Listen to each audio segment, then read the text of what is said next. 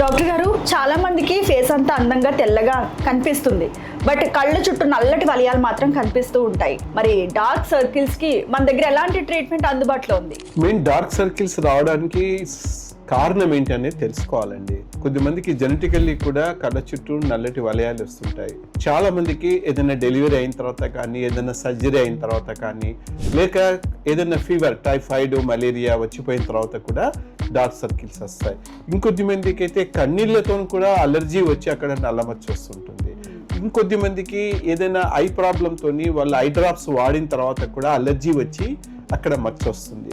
So first commonest problem ఇంకొకటి ఏంటంటే నిద్రలేమి. చాలా మంది రాత్రంతా మొబైల్ చూస్తూ అలాగే గంటల తరబడి నిద్ర లేకుండా గడుపుతారు. అలాగే సాఫ్ట్వేర్ వాళ్ళైతే వాళ్ళకు రాత్రంతా నిద్ర ఉండదు. సో డే అంతా కూడా వాళ్ళకి సరైన నిద్ర ఉండదు. Main eye strain, over eye strain వల్ల కూడా డార్క్ సర్కిల్స్ వచ్చే అవకాశం ఉంది. దీనికి ఫస్ట్ లైఫ్ స్టైల్ని అడ్జస్ట్ చేసుకోవాలి. మెయిన్ విటమిన్ ఏ ఐటమ్స్, కూరగాయలు, ఆకుకూరలు ఇవి ఎక్కువ తీసుకోవాలి. తర్వాత దీనికి ట్రీట్మెంట్, డార్క్ సర్కిల్స్ కూడా మంచి ట్రీట్మెంట్స్ అందుబాటులో ఉన్నాయి.